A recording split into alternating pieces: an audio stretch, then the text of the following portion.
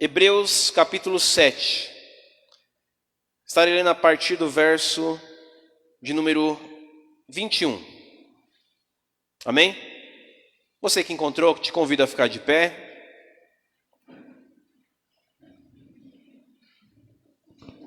Hebreus capítulo 7.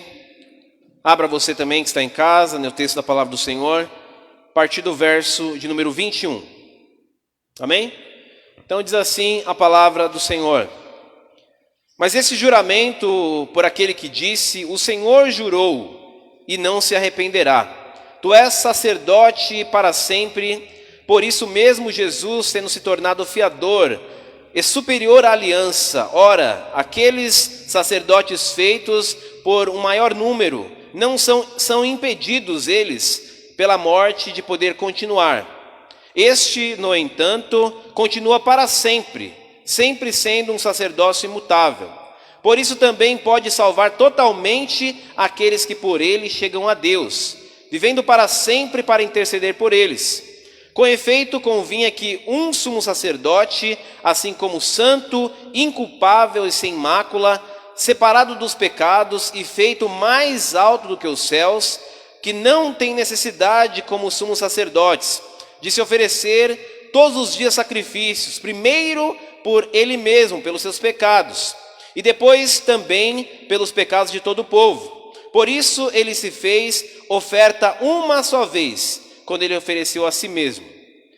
Porque a lei constitui sumos sacerdotes, homens sujeitos à fraqueza, mas a palavra do juramento foi posterior à lei, constitui o Filho perfeito para sempre. Amém? Somente até aí, convido você a fechar os seus olhos nesse momento, para que nós possamos orar ao Senhor. Pai querido, nós te louvamos, nós agradecemos ao Senhor.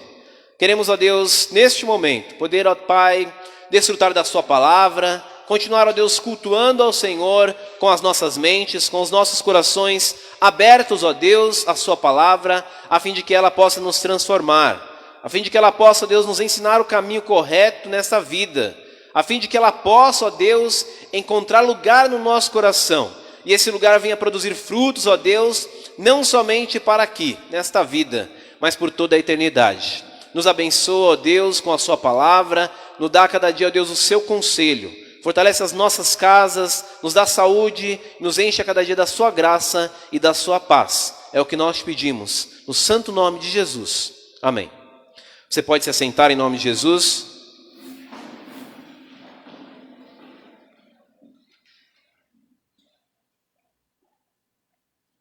Essa carta aos Hebreus, ela já mesmo se entrega como sendo uma carta destinada a esse mesmo povo, aos Hebreus. Então, quais são os destinatários desta carta?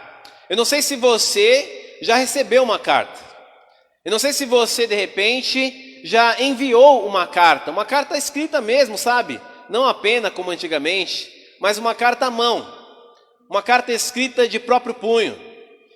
É bem verdade que hoje em dia é muito mais as redes sociais presentes, nós mandamos mensagens, enviamos assuntos diversos para as pessoas e ficou um pouco que passageiro a questão de enviar uma carta a uma pessoa, mas ainda se fazem isso. E o autor à carta aos Hebreus, ele não é um autor conhecido, ele não é alguém que se revela, então esta carta se coloca como sendo uma carta anônima. Nós não temos a descrição de alguém nesses 13 capítulos dizendo ser o autor da carta. Porém sabemos que há diversas probabilidades de quem escreveu a carta, mas sabemos também que o autor da carta aos Hebreus é alguém com certeza extremo conhecedor da lei, extremo conhecedor do Antigo Testamento. Prova que nós podemos ver em toda a carta aos Hebreus o quanto ela tem do Antigo Testamento. Possivelmente 70% de Antigo Testamento dentro de uma carta que está no Novo Testamento. Esta carta, ela mais do que exaltar a superioridade ou a supremacia de Cristo, essa carta tem por intenção, com certeza, perguntar também algumas coisas para quem ela foi direcionada. E aí talvez nesse momento você pense assim, então ela foi direcionada aos Hebreus, por que ela está sendo pregada hoje? Por que ela foi pregada domingo passado? Por que eu tenho que ler esta carta aos Hebreus, se o direcionamento dela é para aquele povo específico, aos Hebreus? Diversas das cartas, não somente paulinas, mas das diversas outras cartas gerais, ou pastorais, ou joaninas, as cartas, elas são para toda a comunidade cristã. Elas são para que todos nós, em todos os tempos e épocas, estações, pudéssemos compartilhar daquilo que foi feito nos primórdios da fé cristã. Então significa que ela não é apenas aos hebreus, mas a todos os cristãos, a todos aqueles que vivem dessa mesma fé compartilhada uma vez por todas com os santos. Então qual era o contexto em que esse povo vivia? Qual era a situação em que esse povo estava ali vivendo dia após dia? Diversa e diversificada, como também eu e você. Vivemos num país que com certeza há diversos povos e etnias entre nós. Temos também as nossas situações e condições, mas uma coisa principal para a minha e a sua compreensão na carta aos Hebreus, e eu gostaria que você repetisse comigo isso, é algo que com certeza destaca-se algumas palavras nesta carta aos Hebreus. A primeira delas é melhor, superior, perfeito e celestial. Repita comigo: melhor, superior, perfeito e celestial. Estas 4 palavras, elas são um foco muito destacado na carta aos Hebreus. Elas vão fazer com que eu e você possamos, depois de ter essas 4 palavras em compreensão, entender qual é a grande intenção desta carta, desse autor, para não só os hebreus, mas também para cada um de nós. Entendendo que desde o capítulo 1 até o final do capítulo 13, cada um desses ensinamentos quer dizer que a lei do passado, ela foi melhorada. Quer dizer que aquilo que havia na antiga aliança, agora é de uma forma superior. Tudo aquilo que era feito pelos judeus, pelos hebreus, agora é de uma forma perfeita. É de uma forma cabal, completa. Tudo aquilo que era feito e descrito no Antigo Testamento, agora é para nós com certeza algo muito mais do que terreno, mas celestial. Repita comigo: muito mais do que terreno e celestial.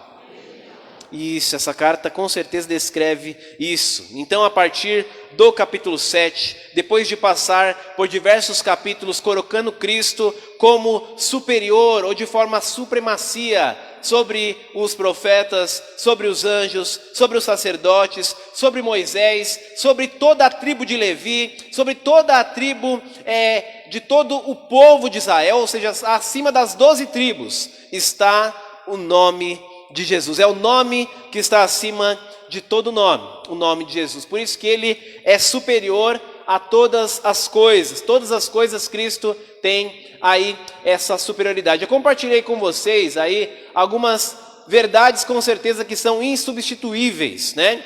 Falei primeiro que Jesus é Senhor, da história e Rei do universo. Falei também que Jesus é o Deus de toda a eternidade, não há um Deus como Jesus. Ele é o único e verdadeiro Deus que se manifesta através da pessoa do Pai, do Filho e do Espírito Santo. Falei também com os irmãos, o terceiro e último ponto do domingo passado, que Jesus é Senhor de uma aliança superior e completa. E hoje gostaria de compartilhar também com você este 4º ponto aí. Jesus é o nosso perfeito e perpétuo sumo sacerdote. Ele é o nosso sumo sacerdote. A lei descrevia sacerdotes que eram imperfeitos, que eram pecadores como eu e você. Sacerdotes que tinham falhas, que segundo a descrição desse texto, eles necessitavam de oferecer sacrifícios não somente pelo todo o povo, não somente por pessoas específicas que iam lá para confessar o seu pecado, mas também havia a necessidade de eles oferecerem por si mesmos. Eles tinham que fazer isso. Eles não apenas trabalhavam com a questão da remissão do pecado do povo de uma forma conjunta e plural, mas eles trabalhavam também com a forma do pecado específico de cada um. Há no Antigo Testamento narrado como deveria ser oferecido e o que deveria ser ofertado para que aquela pessoa fosse perdoada. Falei no domingo passado que é algo que aparentemente parece muito injusto, né?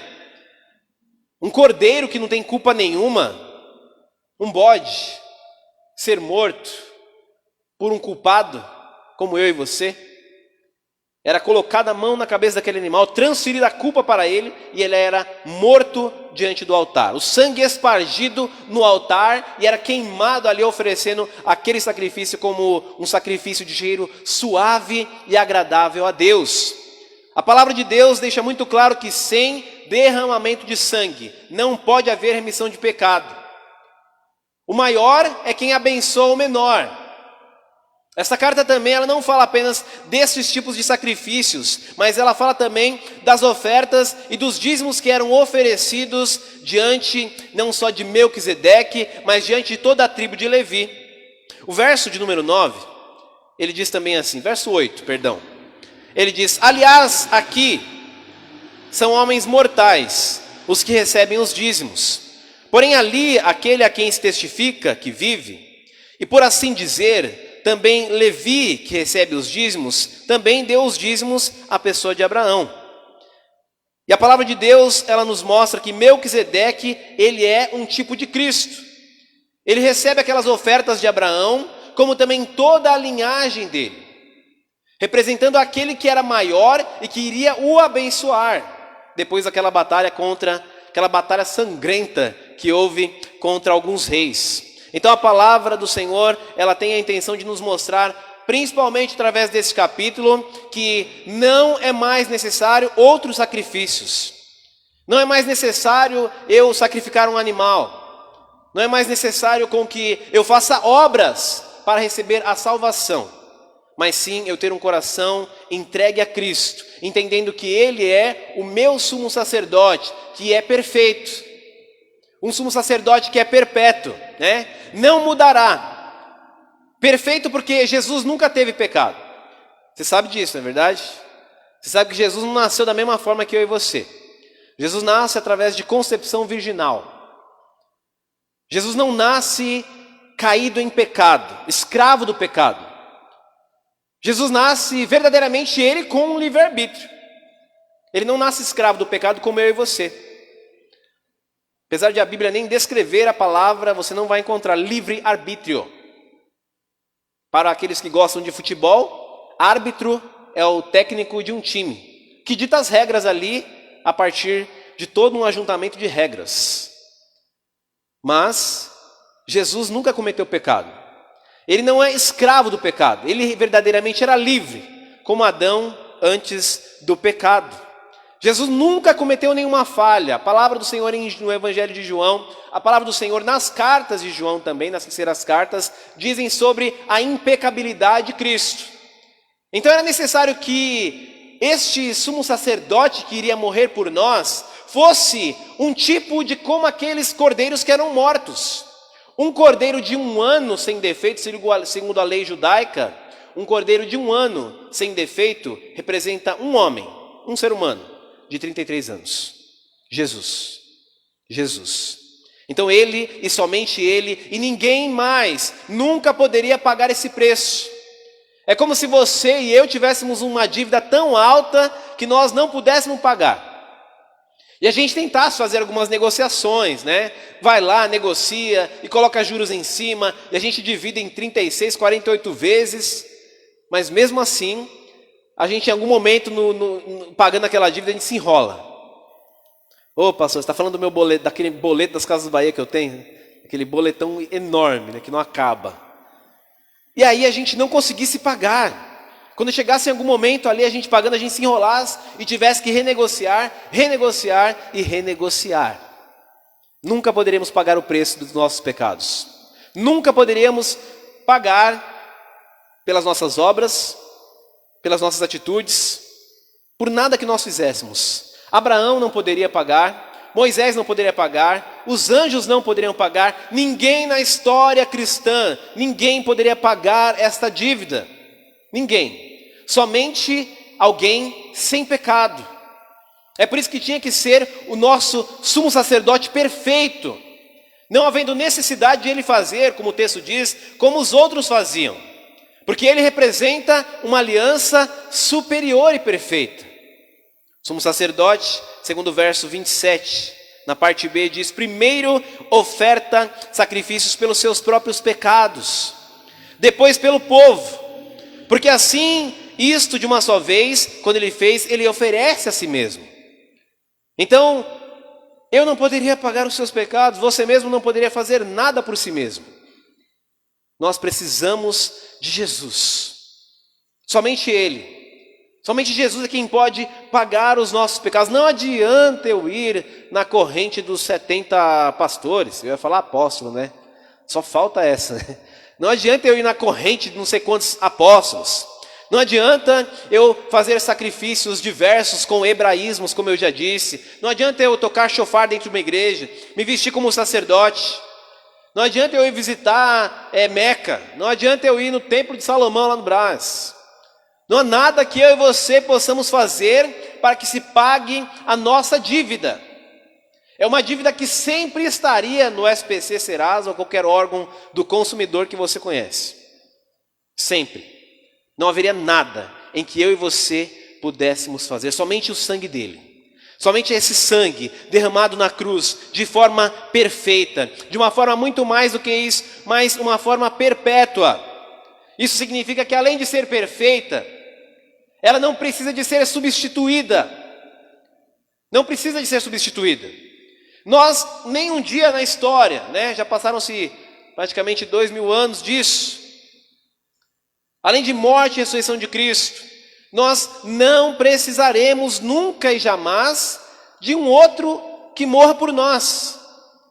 Alguns teólogos liberais estão dizendo pela Europa que o sacrifício de Cristo, ele perdeu a sua eficácia, que ele perdeu o seu valor. Tem um livro escrito por Rudolf Bultmann que diz só um pouco sobre isso.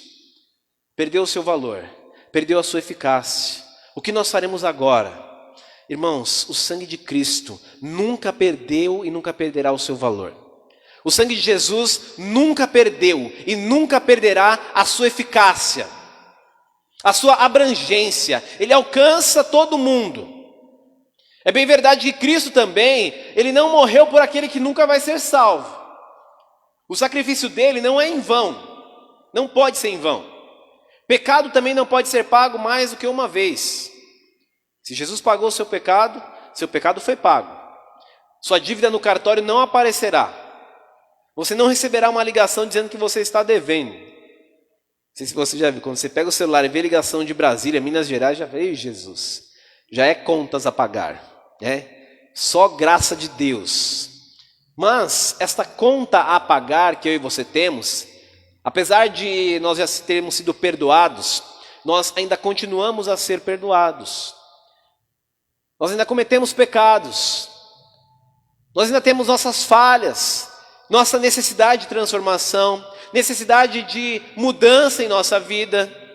É por isso que esse texto diz que há a necessidade de uma lei muito melhor e superior. Em Cristo nós podemos ver que ela se torna, sendo com certeza o maior foco de Deus na história. O maior foco de Deus na história. Deus ele age na história e agiu em muitos meios, em muitas formas e maneiras, como o verso 1 do capítulo 1 diz. Deus, havendo falado outrora por muitos os pais, os profetas, agora nos fala pelo Filho. Então ele inicia a carta aos Hebreus e finaliza a carta aos Hebreus falando o quanto Cristo é superior. O quanto ele é maior do que tudo, do que todos. Se você se recorda do primeiro tópico que eu preguei, você vai entender que ele é Senhor da história e Rei do universo. Não há nada que Jesus não controle. Não há nada que ele não comande. Não há nada que ele não esteja acima em questão de autoridade. Jesus mesmo disse: eu vi Satanás descer do céu como um raio, ser jogado nessa terra, ser quebrado a sua autoridade que havia no céu. A maior autoridade que existe no universo, ou além disso, é Jesus. Ele é perpétuo, ele não pode ser mudado. Você não necessita de nenhum outro Salvador. Você e eu não necessitamos de nenhum outro. Não há outro nome dado pelo qual sejamos salvos. Somente este poderoso e maravilhoso nome. Um nome que nos faz sermos pessoas maiores e melhores. Pessoas superiores a uma vida de pecado. Jesus nos liberta para que nós possamos estar além de tudo isso. Para que nós possamos andar acima dos problemas, acima das dificuldades, acima da imaturidade, acima da imperfeição, acima dos pecados. Jesus ele nos faz estarmos cada vez mais sendo transformados pelo Espírito Santo, pois Ele é um sumo sacerdote para sempre. E também sem origem, não é verdade? Não há uma origem porque Ele sempre existiu. Sempre existiu. Genealogias existem até Cristo e de trás para frente, de frente para trás. Mas Ele é um Deus, um sumo sacerdote eterno. Eterno. Você pode ter certeza de uma coisa, dentre tantas. Mesmo que você nem pense assim. Jesus morreu por você antes que seus pecados fossem cometidos. Não é só porque você e eu vivemos depois de que Ele morreu e ressuscitou, não. Aqueles que morreram, crendo na fé de que um cordeiro viria, seria morto, se ofereceria de uma só vez, eles eram salvos olhando para frente, acreditando que o sacrifício seria pago um dia. Abraão pensava assim, Moisés pensava assim, os profetas pensavam assim. Um dia virá alguém que pagará os nossos pecados.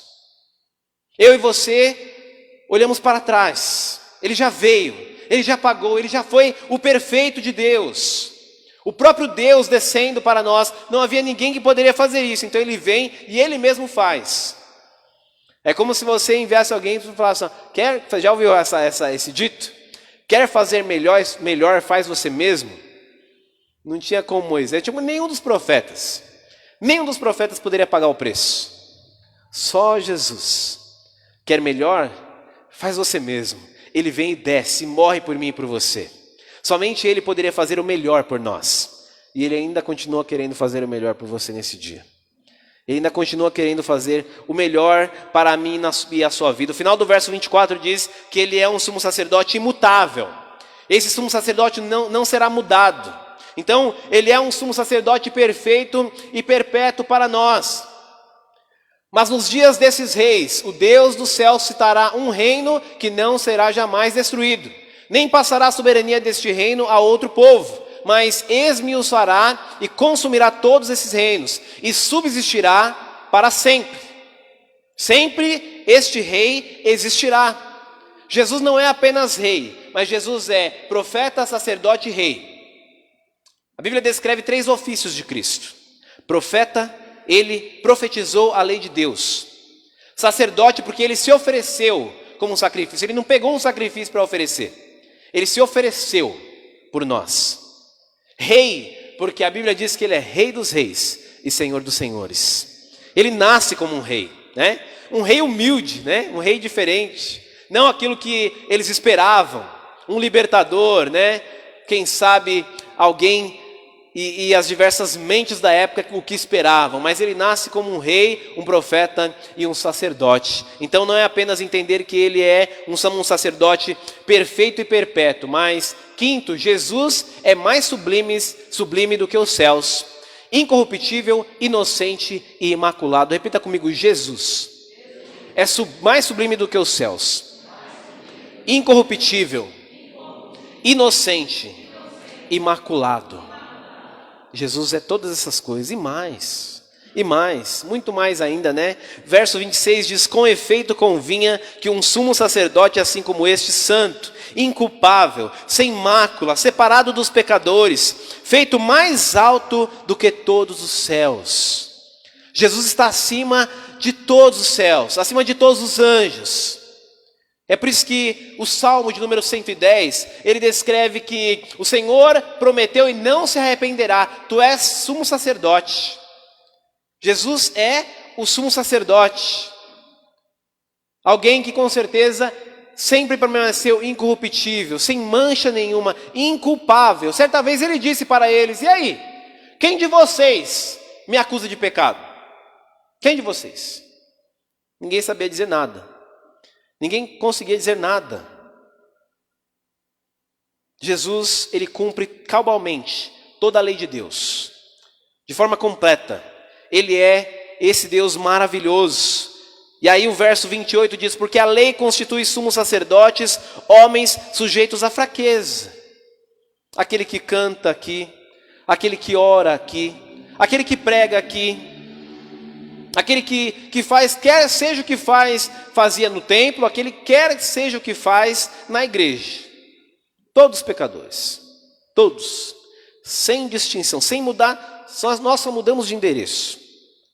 Mas a palavra de Deus diz que esse Senhor, esse maravilhoso Deus, exaltado acima de todas as coisas, Ele é imaculado, Ele é o nosso Deus. E é por isso que em Cristo Jesus nós podemos entender a representação de ilustração que existe de Melquisedeque para Ele. Em Melquisedeque nós vemos algo como a lei, mas em Jesus algo muito superior. Não cabe na nossa consciência tamanho sacrifício que foi realizado. É como uma ilustração que eu li certa vez. Uma vez dizendo que uma menina foi para um parque com o seu pai, e ali tinha pipoca, algodão doce, tinha tudo quanto é coisa. Mas ela queria algodão doce, e um bem grande por sinal, maior. Aquele bem doce, sabe? Grandão. E ela chega, pai, eu quero aquele lá, o maior. E capricha, por favor, senhor. Faz um bem recheado. E aí o pai paga aquele algodão doce para ela vai comendo aquele algodão doce. Mas filha, é muito grande esse algodão doce que você está comendo, ele é quase maior que você. Aí ela diz para o pai, sim pai, mas eu sou muito maior por dentro do que por fora. É bem verdade que o algodão doce ele se desfaz na nossa boca, né? Mas o que aquela menina quer dizer é que há muito mais dentro dela do que para fora. Há muito mais nesse sacrifício do que eu e você podemos ingerir. Há muito mais nesse sacrifício de Cristo, nessa incorrupção de Cristo, em tudo que Cristo é, há muito mais do que eu e você podemos e temos capacidade de reconhecer ou de absorver. Muito mais. Ele para nós é muito maior por dentro do que por fora.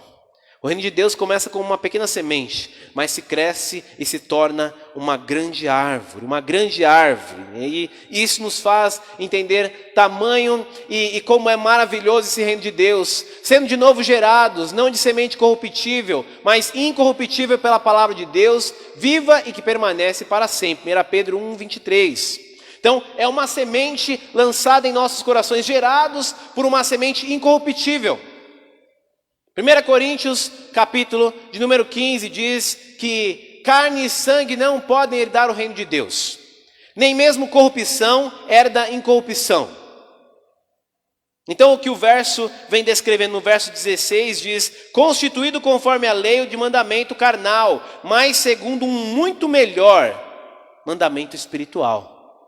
Então significa que carne e sangue não podem herdar de fato o reino de Deus. Nem corrupção pode herdar incorrupção. Mas vos digo um mistério. Na verdade, nem todos nós morreremos, mas todos seremos transformados. Pois convém que isso que é corruptível se revista de incorruptibilidade. Convém que isso que é mortal se revista de imortalidade. Então dirá-se, tragada foi a morte pela vitória. Onde está a morte, a tua vitória? Onde está o inferno, o teu aguilhão? Porque o aguilhão da morte, a força do pecado está na lei. Mas graças a Deus que nos dá a vitória por Jesus Cristo Senhor. Então, paralelamente, este é um dos textos que vem nos dizer como é mudado aí a constituição carnal para a constituição espiritual. Para aquilo que era de uma forma oculta no Antigo Testamento e agora de uma forma revelada no Novo. Para aquilo que havia como de uma forma de trevas, obscuras, tipos e relatos. E agora no Novo Testamento sendo completamente revelado na pessoa de Jesus. Na pessoa de Jesus, completamente revelado. E aí, por último, nós também precisamos entender o seguinte: Jesus é a verdadeira realização e satisfação. Será que você pode repetir comigo? Jesus é a verdadeira realização e a verdadeira satisfação. quer maior realização do que conhecer esse Deus maravilhoso? Quer maior realização do que ter através dele a eterna satisfação? Nada nesse mundo pode nos contemplar, nada nesse mundo pode nos completar, melhor dizendo, como Jesus. Nada nesse mundo. O sacrifício descrito aqui não era suficiente. As coisas do passado não eram suficientes. Eram apenas passageiras. Elas não eram também meritórias. Era necessário que o mérito de Cristo fosse exaltado. Era necessário que através desta morte, desse sacrifício, eu e você pudéssemos receber uma maior esperança, uma lei constituída para sempre.